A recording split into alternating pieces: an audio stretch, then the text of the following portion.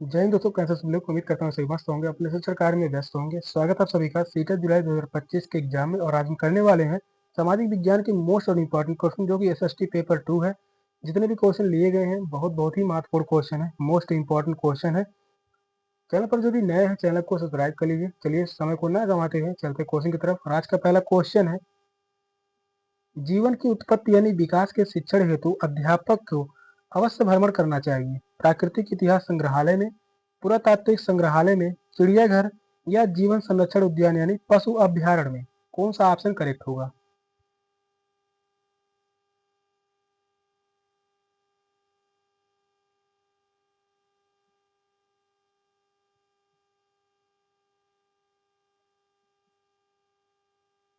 इस क्वेश्चन का आंसर होगा ऑप्शन ए, प्राकृतिक इतिहास संग्रहालय में। फर्स्ट ऑप्शन ही करेक्ट होगा। शिक्षक जीवन के विकास क्रम को पढ़ाना चाहते हैं तो उन्हें निश्चित रूप से छात्रों को प्राकृतिक इतिहास संग्रहालय में ले जाएं, ताकि प्राकृतिक इतिहास संग्रहालय में पौधों व जीव जंतुओं का वैज्ञानिक अध्ययन कर सकें। और यह प्रयोगात्मक से कहीं अधिक अवलोकनार्थक विषय है। फर्स्ट ऑप्शन करेक्ट है। नेक्स्ट क्वेश्चन है, के अलावा निम्नलिखित कारक सामाजिक विज्ञान शिक्षण के आधार पर निर्माण करते हैं। विश्लेषणात्मक कौशल को बढ़ावा देने, वैश्विक दुनिया में समायोजन के लिए सामाजिक कौशलों को बढ़ावा देने, पाठ्य सामग्री सूचनाओं को स्थानांतरित करने, समाज की आलोचनात्मक समझ विकसित करने। कौन सा ऑप्शन करेक्ट होगा? क्वेश्चन इंपॉर्टेंट है।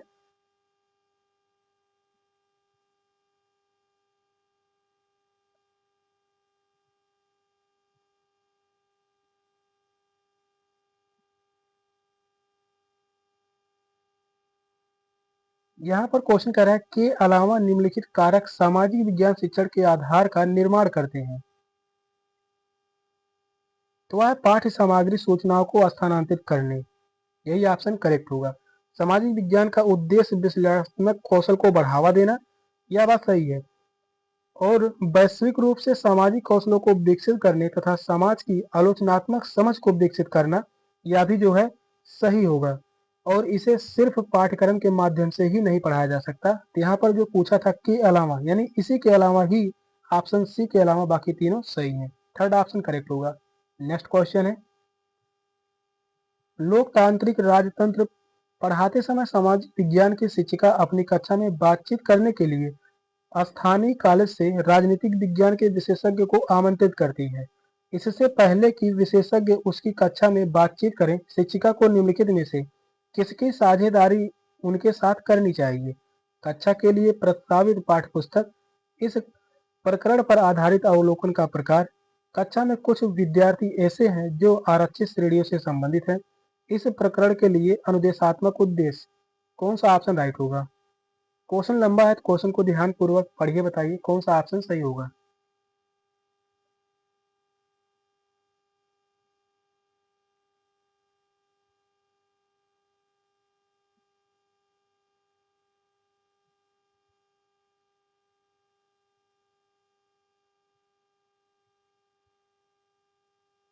क्वेश्चन इंपॉर्टेंट है। क्वेश्चन कह रहा है, लोकतांत्रिक राजतंत्र पढ़ाते समय सामाजिक विज्ञानों की शिक्षिका अपनी कक्षा में बातचीत करने के लिए स्थानीय कॉलेज से राजनीतिक विज्ञान के विशेषज्ञ को आमंत्रित करती है। इससे पहले कि विशेषज्ञ की उसकी कक्षा में बातचीत करें, शिक्षिका को निम्नलिखित में से किसकी साझेदारी उनके साथ करनी चाहिए? तो वह होगा इस प्रकरण के लिए अनुदेशात्मक उद्देश्य। फोर्थ ऑप्शन करेक्ट है। शिक्षक को विषय से संबंधित अनुदेशात्मक उद्देश्यों की साझेदारी विशेषज्ञ के साथ करनी चाहिए। अनुदेशात्मक उद्देश्य विशेषज्ञ द्वारा दिए जाने वाले भाषण में सहायक होंगे। फोर्थ ऑप्शन करेक्ट है। नेक्स्ट क्वेश्चन है, एक कक्षा में कुछ आदिम जनजाति के बच्चे भी शामिल हैं तथा इसके कारण उस कक्षा में सांस्कृतिक विविधता का माहौल है। शिक्षक द्वारा प्रभावी ढंग से इस्तेमाल करने हेतु निम्नलिखित में से कौन सा तरीका सबसे उपयुक्त होगा? आदिम जनजाति के विद्यार्थियों से कहना कि वे अपनी जनजाति के बारे में बताएं और पढ़ाए जाने वाले प्रकरणों के साथ उसे जोड़ना। सेकंड ऑप्शन है, स्वतंत्रता आंदोलन में बिरसा मुंडा जैसे स्वतंत्रता सेनानियों की भूमिका को उजागर करना। थर्ड ऑप्शन है, विद्यार्थियों से अपनी संस्कृति और उनके द्वारा सबसे अधिक मूल्यवान अथवा सम्मानित बिंदुओं से जुड़े प्रकरणों पर क्रियाकलाप शोध करने के लिए कहना। और वही फोर्थ ऑप्शन कह रहा है, आदिम जनजाति शिल्प कृतियों और पेशाकों को प्रदर्शित करना। कौन सा ऑप्शन करेक्ट होगा?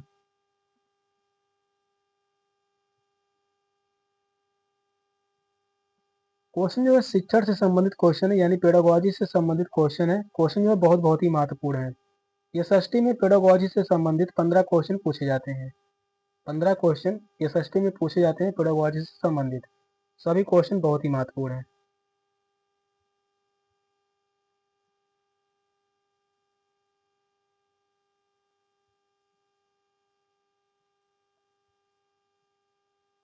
इस क्वेश्चन का जो राइट आंसर होगा ऑप्शन सी, विद्यार्थियों से अपनी संस्कृति और उनके द्वारा सबसे अधिक मूल्यवान अथवा सम्मानित बिंदुओं से जुड़े प्रकरणों का क्रियाकलाप सोल्व करने के लिए कहना। थर्ड ऑप्शन करेक्ट है। शिक्षक को छात्रों से उनकी संस्कृति व मूल्यों से संबंधित विषयों पर जानकारी एकत्रित करने के लिए कहना चाहिए। इससे छात्रों की सांस्कृतिक विविधता की समझ को विकसित किया जा सकता है। थर्ड ऑप्शन राइट है। नेक्स्ट क्वेश्चन है, समाज विज्ञानों के नियामक मानदंड संबंधी आयाम निम्नलिखित आयामों में से किसे शामिल करते हैं? प्रासंगिकता, समानता, उपयोगी, अकट्टता। कौन सा ऑप्शन करेक्ट होगा? यह भी क्वेश्चन जो है इंपॉर्टेंट है।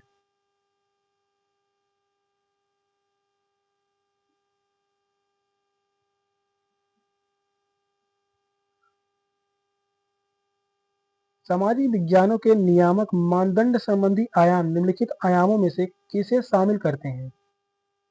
तो वह है प्रासंगिकता। फर्स्ट ऑप्शन करेक्ट है, प्रासंगिकता। सामाजिक विज्ञान के नियामक आयामों में प्रासंगिकता शामिल है। नियामक आयाम में शिक्षा माध्यम से छात्रों की सामाजिक नियमों को आत्मसात कराया जा सकता है। फर्स्ट ऑप्शन करेक्ट है।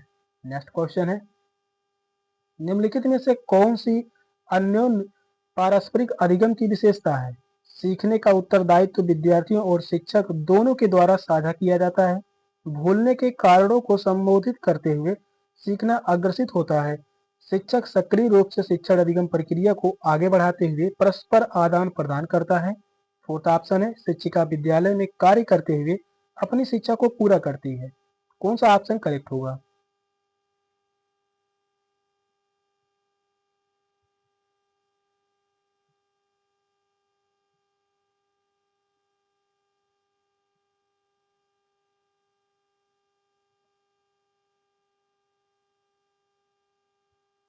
इस क्वेश्चन का राइट आंसर होगा, सीखने का उत्तरदायित्व विद्यार्थियों और शिक्षक दोनों के द्वारा साझा किया जा सकता है। फर्स्ट ऑप्शन करेक्ट है। सीखने का उत्तरदायित्व छात्र और शिक्षक दोनों के द्वारा किया जाना चाहिए और यह अन्योन्य पारस्परिक शिक्षण की महत्वपूर्ण विशेषता है और यह अधिगम की प्रभावी व महत्वपूर्ण विधि भी है। फर्स्ट ऑप्शन करेक्ट है। नेक्स्ट क्वेश्चन है, निम्नलिखित में से कौन सा सांसद के कार्य प्रकरण को पढ़ाने का सर्वोत्कृष्ट तरीका है? व्याख्यान पद्धति, कहानी पद्धति, मुद्दों पर सहमत बनाने के लिए वाद विवाद का आयोजन करना, परियोजना कार्य। कौन सा ऑप्शन करेक्ट है?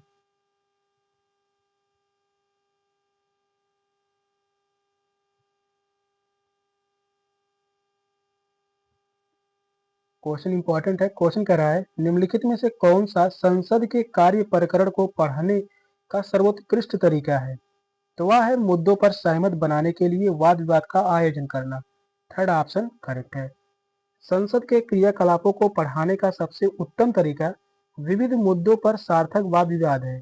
इसमें विषय से संबंधित विविध पहलुओं के पक्ष एवं विपक्ष को शामिल किया जाता है और इससे छात्र विषय की गहराई को आसानी से समझ सकते हैं। थर्ड ऑप्शन करेक्ट है। नेक्स्ट क्वेश्चन है, निम्नलिखित में से कौन सा संसद के कार्य प्रकरण को पढ़ाने का सर्वोत्कृष्ट तरीका है? व्याख्यान पद्धति, कहानी पद्धति, मुद्दों पर सहमत बनाने के लिए वाद विवाद का आयोजन करना, परियोजना कार्य। कौन सा ऑप्शन राइट होगा?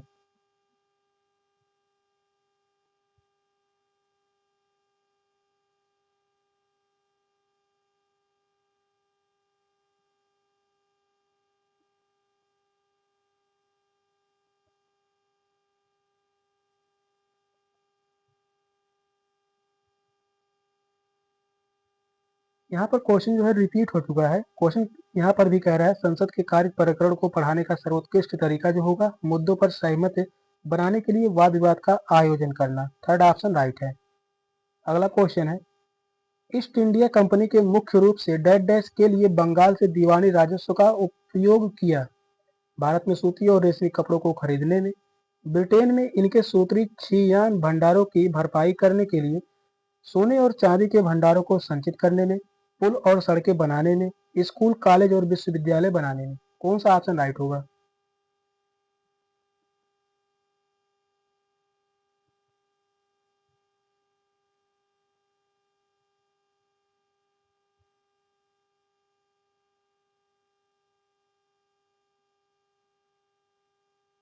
क्वेश्चन इंपॉर्टेंट है। ईस्ट इंडिया कंपनी ने मुख्य रूप से डैश डैश के लिए बंगाल से दीवानी राजस्व का उपयोग किया।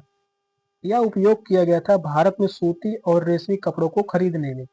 फर्स्ट ऑप्शन करेक्ट है। भारत में बंगाल राज्य में उद्योग से कपड़ा व सिल्क खरीदते समय ईस्ट इंडिया कंपनी दीवानी राजस्व लगाती थी और इस कर की दर में कंपनी द्वारा 5 वर्षों में इतनी वृद्धि हुई कि बंगाल में इन वस्तुओं का मूल्य दोगुना बढ़ गया।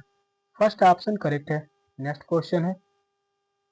ईस्ट इंडिया कंपनी ने 1651 में बंगाल में हुगली नदी के किनारे फैक्ट्री स्थापित की। इंग्लैंड को निर्यात करने हेतु सूती कपड़ों के उत्पादन के लिए, मसालों को खरीदकर उन्हें इंग्लैंड भेजने के लिए, स्थानीय किसानों से नील खरीदकर उसे इंग्लैंड भेजने के लिए, एक आधार स्थापित करने के लिए जहां से अपना काम चला सके। कौन सा ऑप्शन राइट होगा?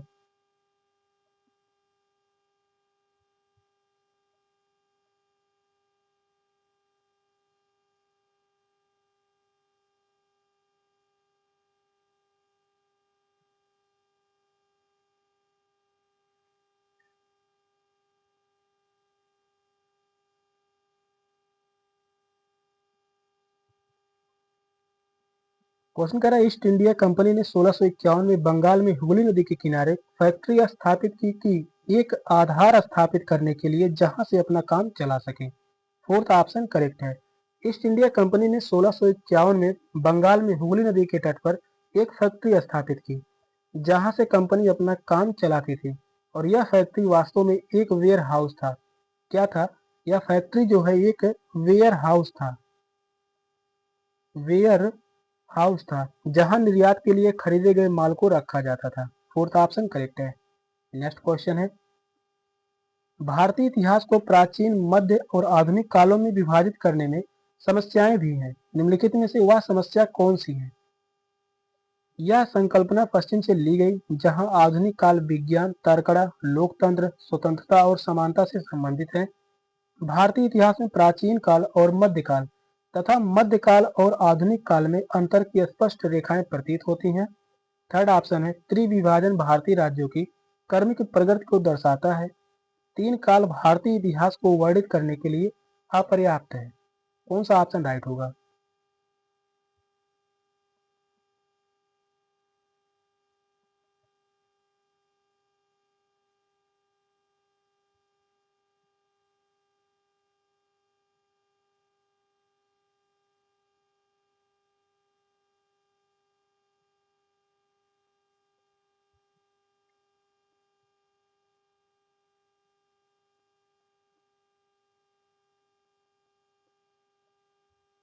भारतीय इतिहास को प्राचीन, मध्य और आधुनिक कालों में विभाजित करने में समस्याएं भी हैं। वह समस्या कौन सी है? यह संकल्पना पश्चिम से ली गई है जहां आधुनिक काल विज्ञान, तर्कड़ा, लोकतंत्र, स्वतंत्रता और समानता से संबंधित है। फर्स्ट ऑप्शन करेक्ट है। भारतीय इतिहास की अवधि को तीन भागों में बांटा गया है। प्राचीन, मध्ययुगीन व आधुनिक। तीन भागों में बांटा गया है। किस प्रकार बांटा गया है? पहला जो होगा प्राचीन, दूसरा होगा मध्ययुगीन, मध्य युगीन और वही तीसरा जो होगा आधुनिक। तीन भागों में बांटा गया है। आधुनिक काल वह अवधि है जिसमें पश्चिम देशों में विज्ञान, स्वतंत्रता, प्रजातंत्र व समानता के अधिकार इत्यादि बातों को अपनाया गया था। फर्स्ट ऑप्शन करेक्ट है। नेक्स्ट क्वेश्चन है। निम्नलिखित में से कौन सी 9वीं शताब्दी के मंदिर स्थापित कला का हिस्सा था? यज्ञ वेदी, पवित्र मंत्रों का उच्चारण करने की जगह, हवन कुंड, वर्ग पिरामिडकार कुंड जिसमें अग्नि प्रज्वलित की जाती थी, सजावटी द्वार यानी द्वार, रंगशाला, नृत्य प्रस्तुत करने की जगह। कौन सा ऑप्शन करेक्ट है?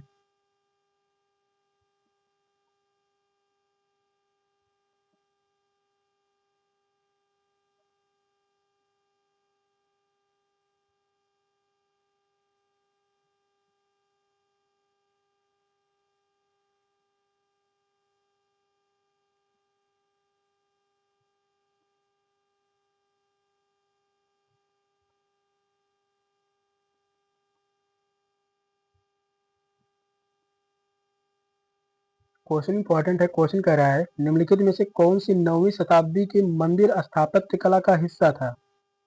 तो वह था सजावटी द्वार। थर्ड ऑप्शन राइट है, सजावटी द्वार। 9वीं सदी में मंदिर स्थापत्य कला में सजावटी द्वार काफी प्रचलित था। बोरोबुदुर व सोमनाथ के मंदिर इनके उदाहरण होंगे। उदाहरण के रूप में लिख सकते हैं सोमनाथ मंदिर, सोमनाथ मंदिर।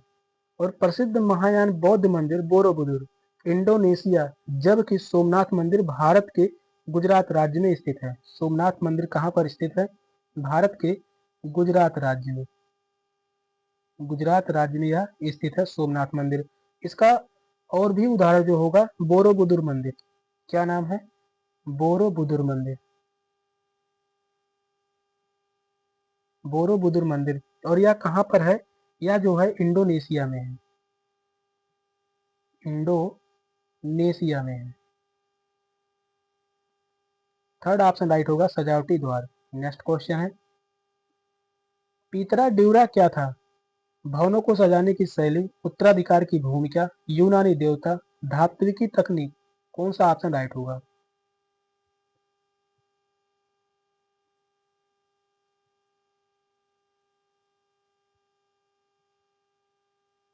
पीतरा ड्यूरा क्या था?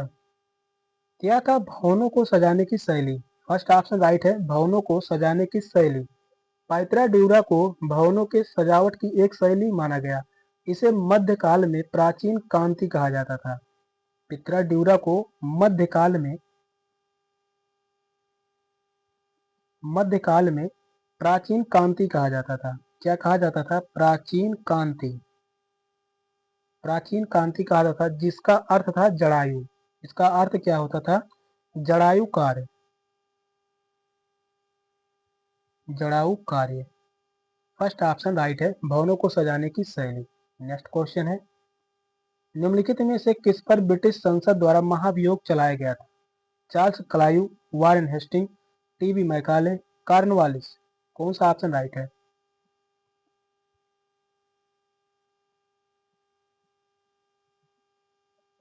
क्वेश्चन इंपॉर्टेंट है। ब्रिटिश संसद द्वारा महाभियोग चलाया गया था, किस पर चलाया गया था? तो वह है Warren Hasting. Second option right है, वारेन हेस्टिंग। वारेन हेस्टिंग पर ब्रिटिश सरकार द्वारा महाभियोग उस समय चलाया गया था जब वे भारत में 1785 में इंग्लैंड लौटे थे। इंग्लैंड कब लौटे थे? 1785 में। उसी वक्त महाभियोग चलाया गया था। एडमंड बुर्की द्वारा बंगाल में कुशासन के लिए उन पर व्यक्तिगत रूप से यह आरोप लगाया गया था और इसी कारण जो है महाभियोग चलाया गया था। सेकंड ऑप्शन राइट है। नेक्स्ट क्वेश्चन है, निम्नलिखित में से कौन सा राज्यों का संयोजन त्रिविभाजन संघर्ष में शामिल था? चोल, राष्ट्रकूट, पाल, पाल पल्लो, राष्ट्रकूट, राष्ट्रकूट पाल गुर्जर प्रतिहार, पाल चोल गुर्जर प्रतिहार। कौन सा ऑप्शन करेक्ट है?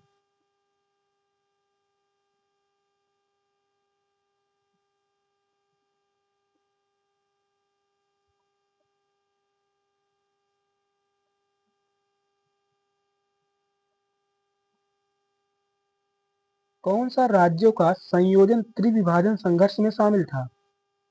तो वह राष्ट्रकूट पाल गुर्जर प्रतिहार। थर्ड ऑप्शन राइट है। दक्षिण भारत पर शासन करने वाले राष्ट्रकूट पाल गुर्जर प्रतिहार साम्राज्यों में आपस में त्रिविभाजन संघर्ष 9वीं शताब्दी में हुआ था। यह संघर्ष कब हुआ था? 9वीं शताब्दी में, 9वीं शताब्दी में यह संघर्ष हुआ था। थर्ड ऑप्शन राइट है।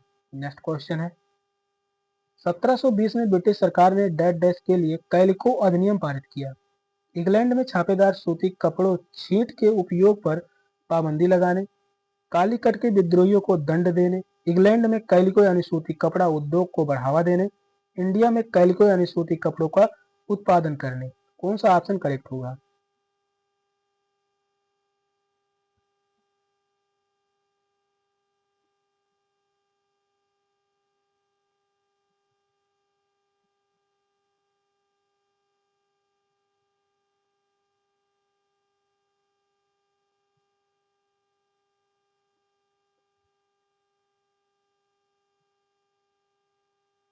1720 में ब्रिटिश सरकार ने डेड डैश के लिए कैलिको अधिनियम पारित किया। यह अधिनियम पारित किया गया था इंग्लैंड में छापेदार सूती कपड़ों छीट के उपयोग पर पाबंदी लगाने के लिए। फर्स्ट ऑप्शन करेक्ट है। 1720 में ब्रिटिश सरकार ने कैलिको अधिनियम द्वारा इंग्लैंड में छापेदार सूती वस्त्रों को प्रतिबंधित करने के लिए किया गया था। कैलिको शब्द की उत्पत्ति भारत के केरल राज्य के कालीकट शहर से हुई है। कैलिको शब्द की उत्पत्ति कहाँ से हुई है? इसकी उत्पत्ति जो है भारत से ही हुई है, भारत के केरल राज्य के कालीकट शहर से। केरल राज्य के कॉलीकट शहर से,